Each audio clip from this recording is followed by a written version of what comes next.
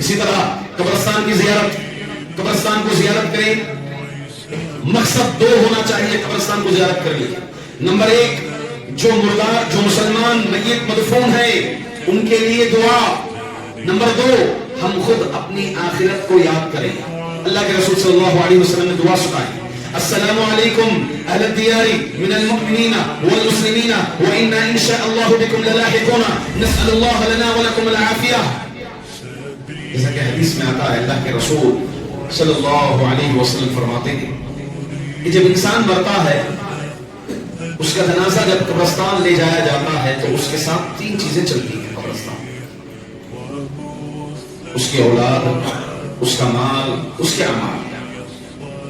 دو چیزیں لوٹ آتی ہیں، ایک اس کی اولاد اور اس کا مال، باقی رہتی ہے ایک ہی چیز، وہ ہے اس کے اعمال۔ نبی کا چچا ابو طالب صرف نبی کریم صلی اللہ علیہ وسلم کے رشتے سے جنت میں نہیں جا سکتا۔ اللہ کے رسول صلی اللہ علیہ وسلم نے فرمایا، یا عباس بن عبد المطلب، یا صفیہ عمۃ رسول اللہ صلی اللہ علیہ وسلم، یا فاطمہ بنت رسول اللہ صلی اللہ علیہ وسلم، اے عباس بن عبد المطلب، نبی کا چچا، اے صفیہ نبی کی پھوپھی، اے فاطمہ نبی کی بیٹی، لا اغنی عنک من اللہ شیئا، میں تمہیں کچھ بھی کام آنے والا نہیں ہوں۔ تم اس امید سے نہ رہنا کہ میں نبی کی بیٹی ہوں، میں نبی کا چچا ہوں، میں نبی کی پھوپھی ہوں، اس امید سے ہرگز نہ رہنا کل قیامت کے دن میں تمہیں کچھ کام آنے والا نہیں۔ مانگ لو جو دنیا میں چاہیے ابھی۔ اللہ کے رسول صلی اللہ علیہ حدیث میں آتا ہے کہ آپ صلی اللہ علیہ وسلم ایک مرتبہ مسجد نبوی تشریف لائے، آپ کے پاس ایک نماز جنازہ ایک جنازہ لایا گیا، آپ نے پوچھا کیا اس پر کوئی قرض ہے؟ لوگوں نے کہا کہ نہیں۔ اللہ کے رسول صلی اللہ علیہ وسلم نے نماز جنازہ پڑھا دی۔ پھر کچھ دیر بعد ایک اور جنازہ لایا گیا، نبی اکرم صلی اللہ علیہ وسلم نے پوچھا کیا اس پر کوئی قرض باقی ہے؟ لوگوں نے کہا کہ ہاں اتنا قرض ادا کرنا ہے۔ اللہ کے رسول صلی اللہ علیہ وسلم نے کہا صلو علی صاحبکم، تم اپنے بھائی پر نماز پڑھ لو، میں پڑھنے والا نہیں ہوں۔ پھر فوری طور پر مجلس میں ابو قتادہ رضی اللہ عنہ کہا کہ اللہ کے رسول صلی اللہ علیہ وسلم ان کی جانب سے قرض میں ادا کروں گا۔ پھر اللہ کے رسول صلی اللہ علیہ وسلم نے نماز جنازہ پڑھا دی۔ نماز جنازہ ہونے کے بعد جب بھی ابو قتادہ رضی اللہ عنہ ملتے تو اللہ کے رسول صلی اللہ علیہ وسلم پوچھتے کیا بھائی وہ قرض ادا کر دیے؟ کیا بھائی وہ قرض ادا کر دیے؟ ایک بار جواب یہ ملا کہ ہاں اللہ کے رسول صلی اللہ علیہ وسلم میں نے وہ قرض ادا کر دیا۔ تو اللہ کے رسول صلی اللہ علیہ وسلم نے کہا اب اس کو ٹھنڈک ملی ہے، اس کی چمڑی کو سکونت ملا۔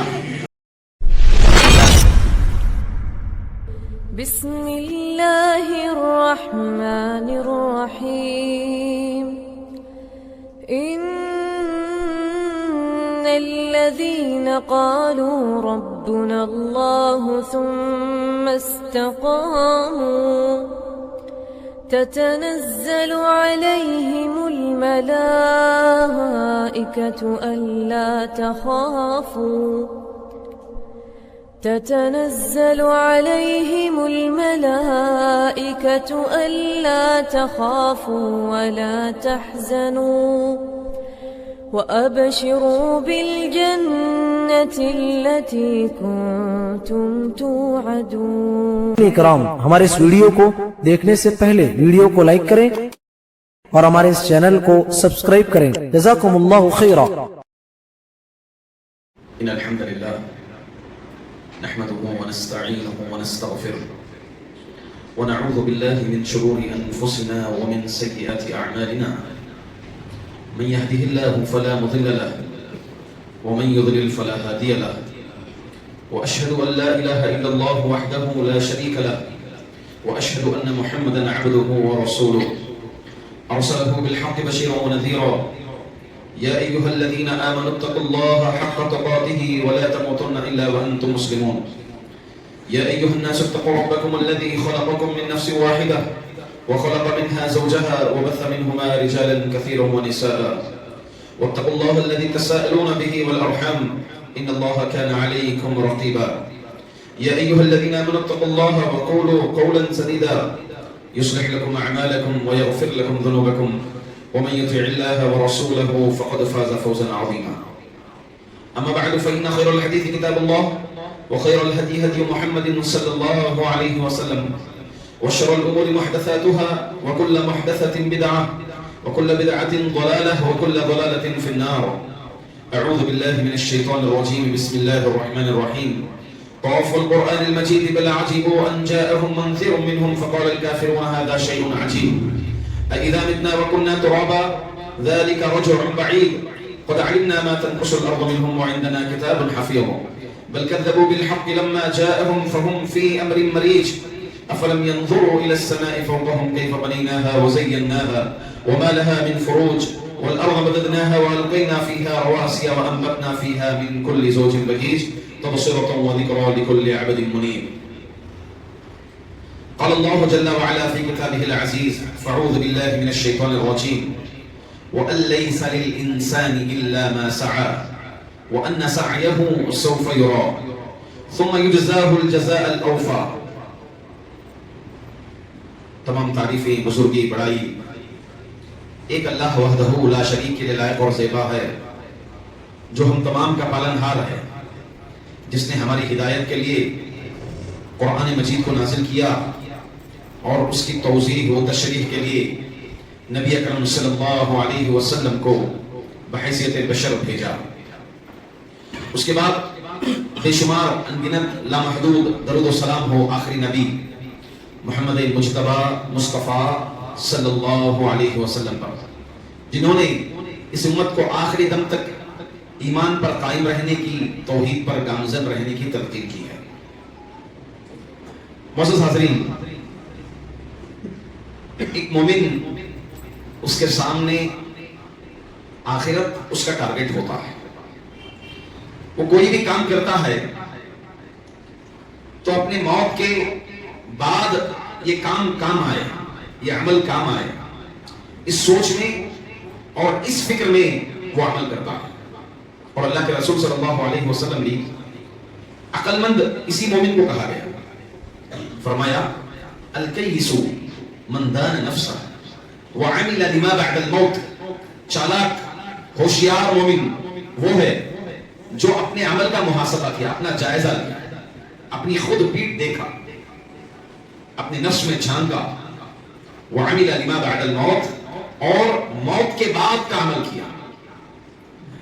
کیونکہ انسان کو مرنے کے بعد اس کے اعمال ہی کام آئے. جیسا کہ حدیث میں آتا ہے، اللہ کے رسول صلی اللہ علیہ وسلم فرماتے ہیں کہ جب انسان مرتا ہے، اس کا جنازہ جب قبرستان لے جایا جاتا ہے تو اس کے ساتھ تین چیزیں چلتی ہیں. قبرستان، اس کی اولاد، اس کا مال، اس کے اعمال. دو چیزیں لوٹ آتی ہیں، ایک اس کی اولاد اور اس کا مال. باقی رہتی ہے ایک ہی چیز، وہ ہے اس کے اعمال. اور کل قیامت کے دن آخرت کے مراحل میں سے ایک مرحلہ یہ بھی آئے گا کہ ہر ایک کو اپنے رب کے سامنے کھڑے ہونے کا موقع آئے گا. ایسے وقت جو رب اور بندے کے درمیان کوئی تیسرا نہیں ہوگا. آپ صلی اللہ علیہ وسلم نے فرمایا لیس بینہما ترجمان، کوئی ٹرانسلیٹر بھی نہیں ہوگا، ڈائریکٹ جوابات دینے پڑیں گے. اور ایسا وقت بندہ جہاں بھی نظر دوڑائے، دائیں دیکھے، بائیں دیکھے، اوپر دیکھے، نیچے دیکھے، اس کو صرف ایک ہی چیز نظر آئے گی، اس کے اعمال. اور وہی اعمال اس کو ساتھ دینے والے ہیں. اگر نیک اعمال ہیں تو جنت لے جائیں گے، اور اگر برے اعمال ہیں، بد اعمال ہیں، تو جہنم لے جائیں گے، جہنم رسید کر دیں گے. ہمیں سے ہر ایک مومن انہی اعمال کی خاطر دنیا میں رہتے ہوئے کچھ ایسے اعمال کرنے کی کوشش کرتا ہے تاکہ ہمارے مرنے کے بعد بھی یہ اعمال کام آئے. اس کے ساتھ ساتھ کئی لوگ ایسے اعمال کو انجام دینے کے لیے اپنے مرحومین کی طرف سے، اپنے بڑوں کی طرف سے، اپنے اسلاف کی طرف سے ایسے اعمال انجام دے دیتے ہیں جو شرک، بدعات، خرافات تک لے جاتے ہیں. جیسے اللہ کے رسول صلی اللہ علیہ وسلم نے فرمایا کہ تین چیزیں زمانے جاہلیت میں سے ہیں، زمانے جاہلیت کے اعمال میں سے. کیا کیا؟ اپنے گالوں کو پیٹنا، لیس منا من شد الخدود وضرب الخدود من شق الجیوب وضرب الخدود ودعا بدعوى الجاہلیہ. وہ ہم میں سے نہیں ہے جو اپنے گالوں کو مارتا ہے اور اپنے کپڑے پھاڑتا ہے اور زمانے جاہلیت کی پکارتا ہے. کیونکہ زمانے جاہلیت میں ہوتا ایسا تھا کہ کسی کے مرنے پر اس کے اقربا، اس کی بیوی کپڑے پھاڑتی تھی، لباس پھاڑتی تھی. جیسا کہ آج بھی ہندوؤں میں رواج یہ ہے کہ جس کی وفات پر جتنا زیادہ رویا جاتا ہے اس کی روح کو تسکین ملتی ہے، ایسا عقیدہ ہے.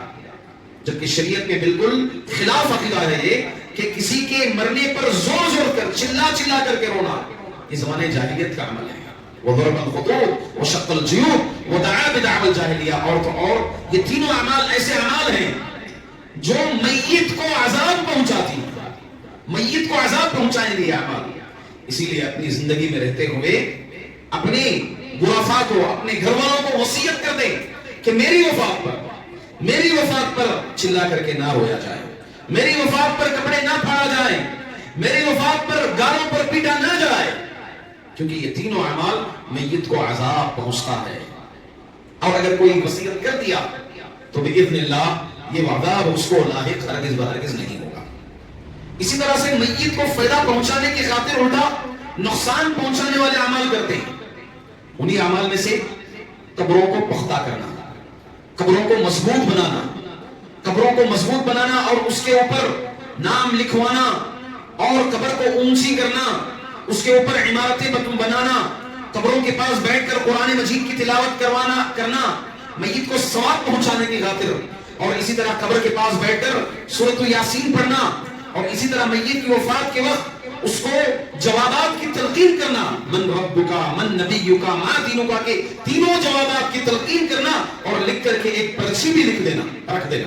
یہ سب ایسے اعمال ہیں جو شریعت مطہرہ قطعاً ہمیں اجازت نہیں دیتی، بلکہ یہ ایسے اعمال ہیں بلکہ ثواب کے بجائے میت کے حق میں عذاب ہوگی، میت کے حق میں خطرناک ثابت ہوگی مرنے کے بعد یہ چیز.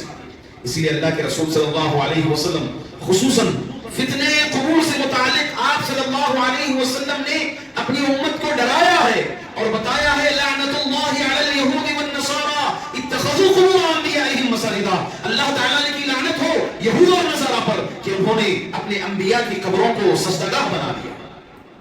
اور آپ صلی اللہ علیہ وسلم نے فرمایا لا تتخذوا بیوتکم لا تجعلوا بیوتکم قبورا ولا تتخذوا قبری عیدا وصلوا علی فإن صلاتکم تبلغنی حیث کنتم. آپ نے فرمایا کہ تم اپنے گھروں کو قبرستان نہ بناؤ.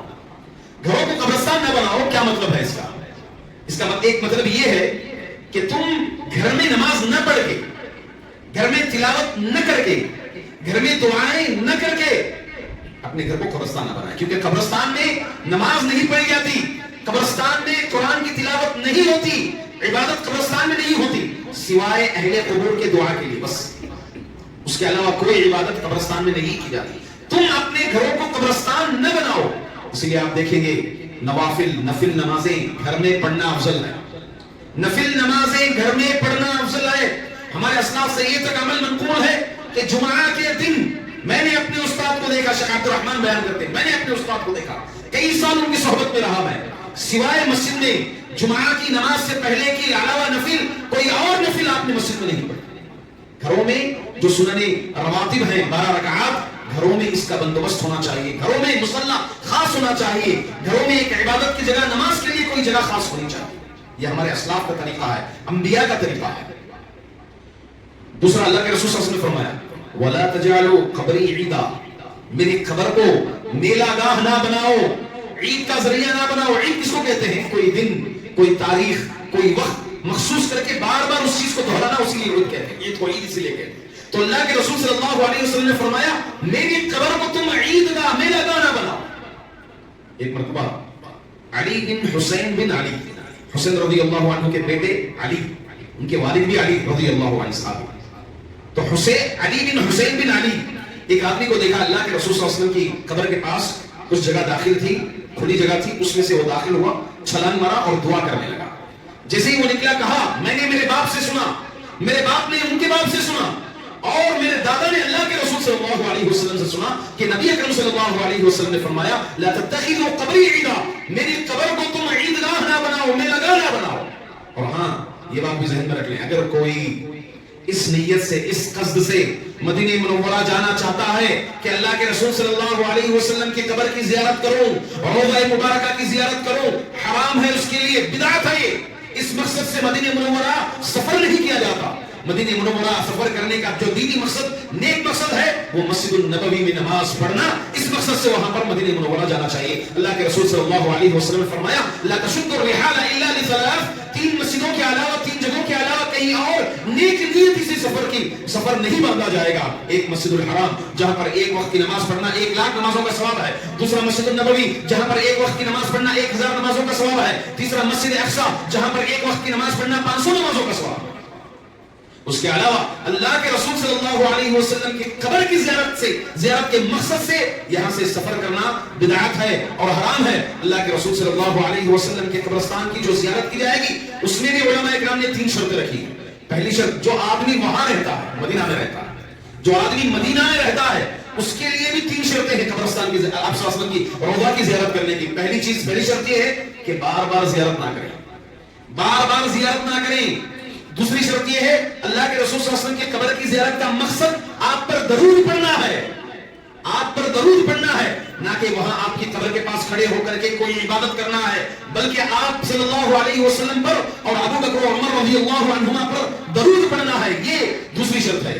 اور تیسری شرط یہ ہے جو قبرستانوں کا عام شرط ہے، وہ یہ کہ ہم اپنی موت کو یاد کریں اور آخرت کو یاد کریں، ہم اپنی موت کو یاد کریں اور ہم اپنی آخرت کو یاد کریں۔ یہ ایک اہم 3 شرطوں کے ساتھ ہی اللہ کے رسول صلی اللہ علیہ وسلم کی قبر یعنی روضہ مبارکہ کی جو زیارت کی جائے گی، ان 3 شرطوں کے ساتھ زیارت کی جائے گی۔ مزید اللہ کے رسول صلی اللہ علیہ وسلم قبروں کے فتنے، قبر کے متعلق جو ڈرایا اپنی امت کو، احادیث میں آتا ہے آپ کی وفات سے 5 دن پہلے آپ نے کہا کہ تم میری قبر کو مضبوط نہ کرنا، جس طرح سے پچھلے انبیاء کی قبروں کو بنایا گیا تھا اور وہاں پر زیارتیں ہوتی تھی، میلہ گاہ بنایا گیا تھا، ویسے تم میری قبر کے پاس اس طرح کا میلہ گاہ نہ بنانا، عید نہ بنانا۔ نبی اکرم صلی اللہ علیہ وسلم نے 5 دن پہلے اپنی امت کو اس بات سے روکا۔ اور مزید آپ سکرات کے عالم میں ہیں، آپ ایسے سکرات کا عالم اما عائشہ رضی اللہ عنہ بیان کرتی ہیں کہ نبی اکرم صلی اللہ علیہ وسلم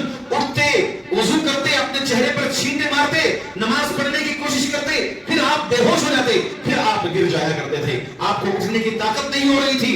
ایسے وقت نبی اکرم صلی اللہ علیہ وسلم نے فرمایا لعنت اللہ علی الیہود، یہود پر اللہ تعالیٰ کی لعنت ہو، نصارہ پر اللہ تعالیٰ کی لعنت ہو کہ انہوں نے اپنے انبیاء کی قبروں کو سجدہ گاہ بنا لیا، تم میری قبروں کو سجدہ گاہ نہ بنانا۔ اسی طرح آپ دیکھیں صحابہ کرام رضوان اللہ علیہم اجمعین مدینہ منورہ میں رہتے تھے، آپ مسجد النبوی 5 وقتہ آپ نماز پڑھنے جاتے تھے، آپ کہیں بھی نہیں پائیں گے کہ اللہ کے رسول صلی اللہ علیہ وسلم کی قبر بار بار آپ نے زیارت کیا۔ الغرض حاضرین، ہم ایسے اعمال انجام دیتے ہیں اپنے میتین کے نام سے، اپنے والدین کے نام سے، اپنے مرحومین کے نام پر، جو کہ دراصل ثواب کے بجائے الٹا گناہ کا شکار، حرام، بلکہ جو ہے بدعات و خرافات انجام دیتے ہیں۔ ہمیں چاہیے کہ ایسے اعمال انجام دیں جو ہمارے مرحومین کو ان کی وفات کے بعد بھی عالم برزخ میں انہیں ثواب ملتا رہے۔ وہ کون سے اعمال ہیں؟ پہلا عمل نماز جنازہ پڑھنا۔ اگر ہمارے لواحقین وفات پا گئے ہیں تو ان کی نماز جنازہ پڑھیں تو یہ ایک طرح سے دنیا میں سفارش ہے، کیونکہ ہم نماز جنازہ میں یہ دعا کرتے ہیں اللہم اغفر لہ وارحمہ وعافہ واعف عنہ واکرم نزلہ ووسع مدخلہ۔ اے اللہ اس کو مغفرت فرما، اے اللہ اس پر رحم فرما، اے اللہ اس کو جنت میں داخل فرما، اس کی قبر توسیع فرما۔ یہ ہم سفارش کر رہے ہیں اللہ تعالیٰ سے۔ اور اللہ کے رسول صلی اللہ علیہ وسلم نے فرمایا کہ جس کسی کی نماز جنازہ میں 40 ایسے افراد رجلا لا یشرکون باللہ شیئا الا شفاعتہ، جو اللہ کے ساتھ شرک نہیں کرتے، توحید پرست 40 افراد اگر کسی کی نماز جنازہ میں شریک ہو گئے اور اللہ تعالیٰ سے سفارش کی، اللہ کے رسول صلی اللہ علیہ وسلم نے فرمایا الا شفاعتہ، اللہ تعالیٰ اس کی سفارش قبول کر لیتے ہیں۔ 40 ایسے افراد۔ تو اسی معلوم ہوا کہ ہماری نماز جنازہ پڑھنے سے میت کو فائدہ پہنچ گیا۔ شرط یہ ہے کہ نماز جنازہ پڑھنے والا بھی توحید پرست ہو اور جس کی نماز جنازہ پڑھی جا رہی ہے وہ بھی توحید پرست ہو۔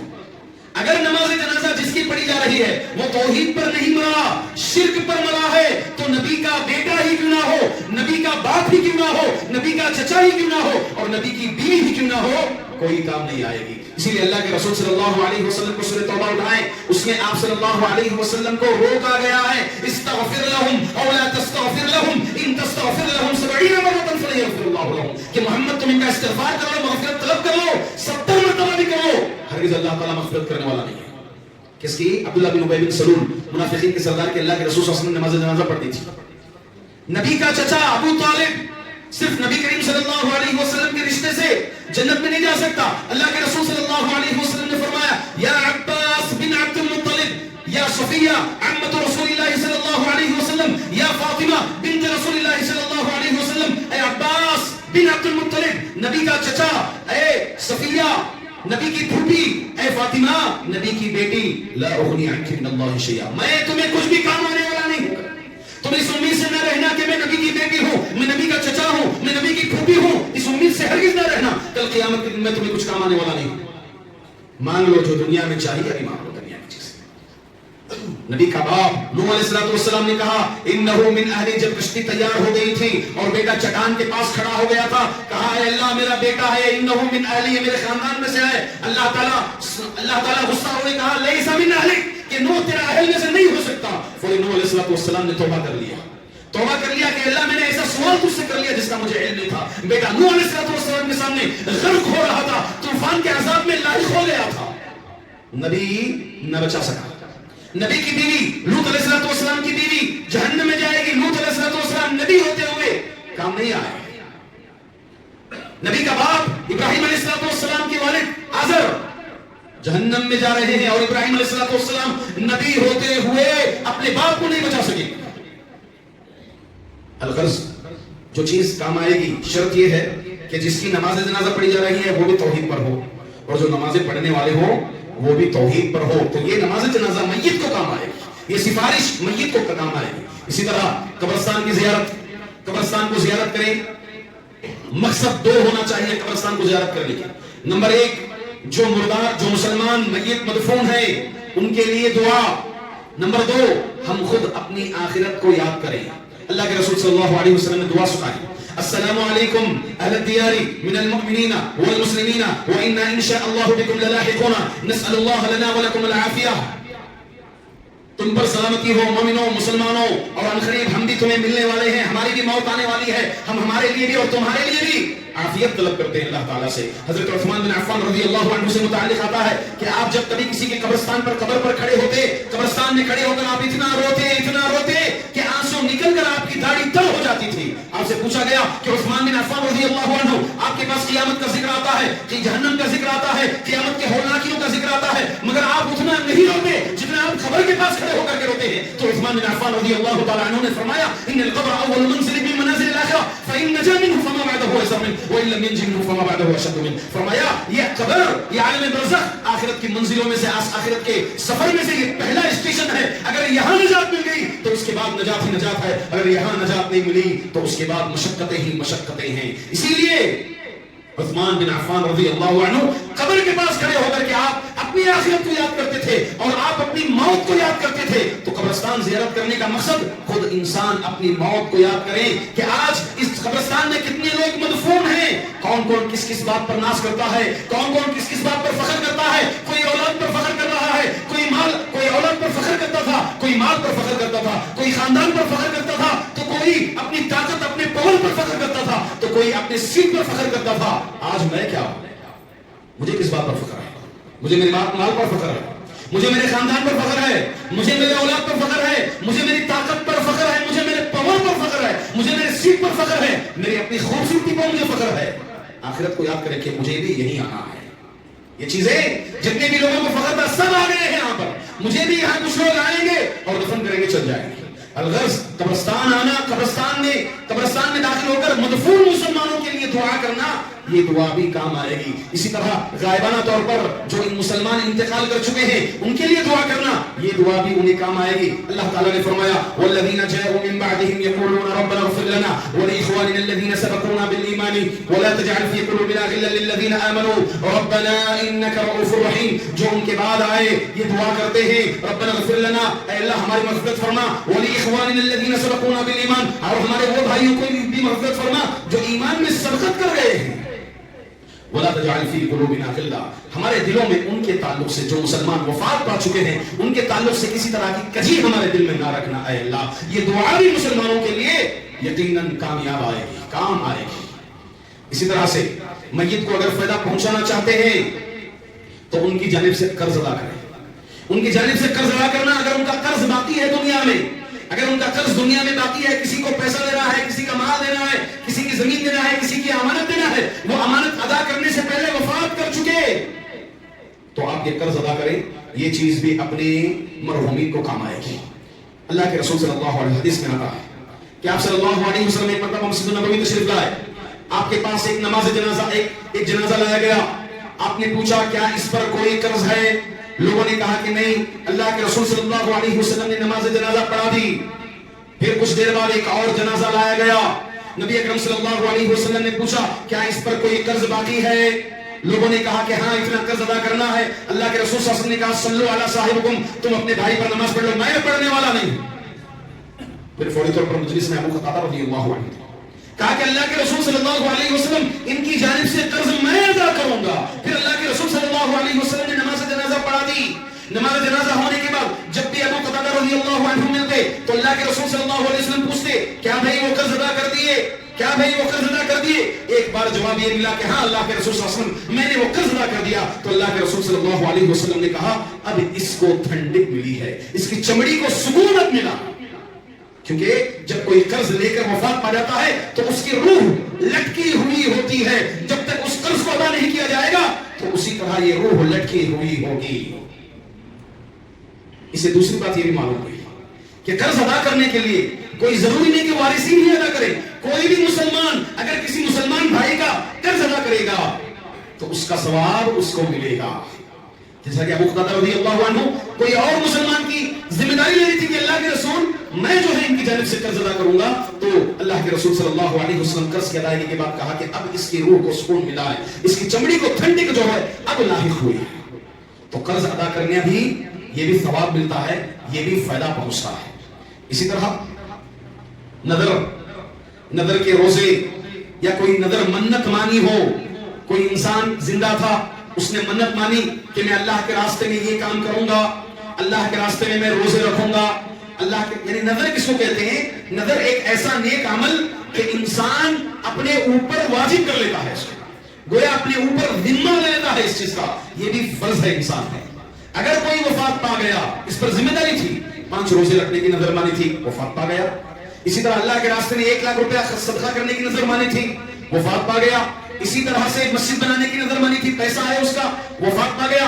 کوئی بھی نیک نظر مانی ہو، اس کی وفات ہو گئی ہو تو اس کے وارثین اس نظر کو پورا کریں گے تو وہ بدلہ بھی، وہ اجر بھی، وہ ثواب بھی اس کو فائدہ پہنچے گا۔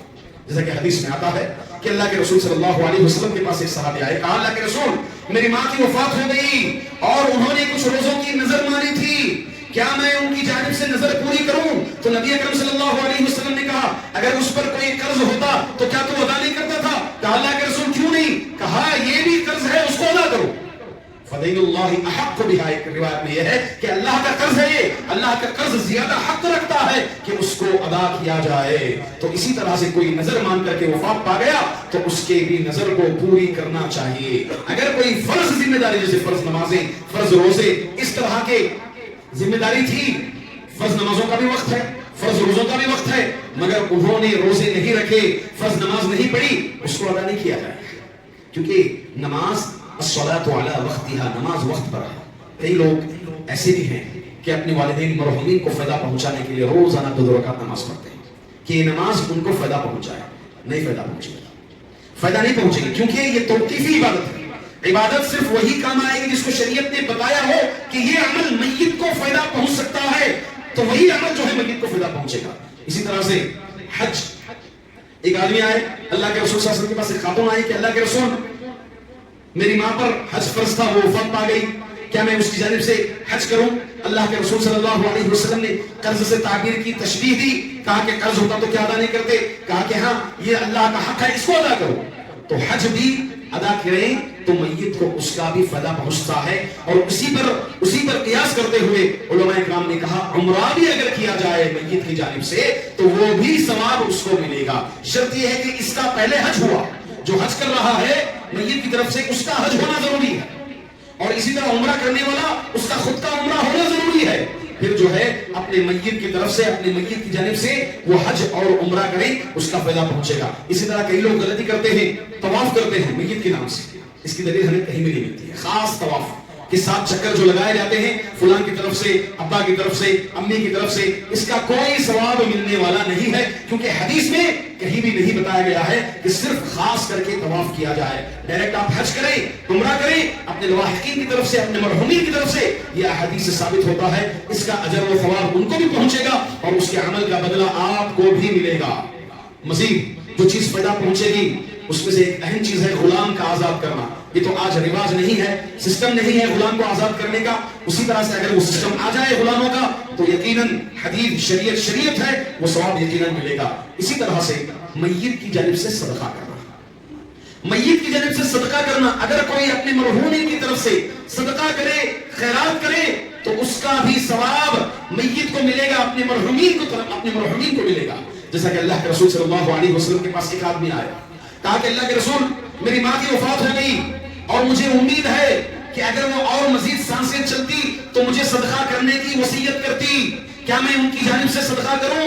اللہ کے رسول صلی اللہ علیہ وسلم نے کہا جاؤ تم ان کی جانب سے صدقہ کرو. میت کی طرف سے اگر صدقہ کیا جائے تو میت کو اس کا اجر ملے گا، میت کو اس کا ثواب ملے گا. جتنی بھی باتیں میں بتایا ہوں اس میں شرط یہی ہے کہ میت بھی توحید پرست ہو، میت توحید پرست ہو، اور صدقہ کرنے والا یا پھر عمل کرنے والا میت کی طرف سے وہ بھی توحید پرست ہو، تبھی یہ سب اعمال کا بدلہ ملے گا. معزز حاضرین، یہ تھے کچھ اعمال جو میں نے آپ کے سامنے رکھے کہ ہم میں سے ہر ایک چاہتا ہے جو والدین ہمیں پالے ہیں، جو ہمارے پیرنٹس، ذمہ داران، سرپرست جو ہماری حفاظت کیے ہیں، جو ہمیں پالنے میں پوسنے میں کافی محنتیں کیے ہیں، مشقتیں کیے ہیں، تو ہم بھی چاہتے ہیں کہ ہم زندگی میں رہتے ہوئے ان کی روح کو سکون ملے، انہیں جو ہے ثواب ملتا رہے، انہیں جو ہے اجر ملتا رہے. حدیث میں آتا اللہ کے رسول صلی اللہ علیہ وسلم نے فرمایا کہ ایک مومن بندے کو عالم برزخ میں، قبر کی زندگی میں ثواب ملتا ہے.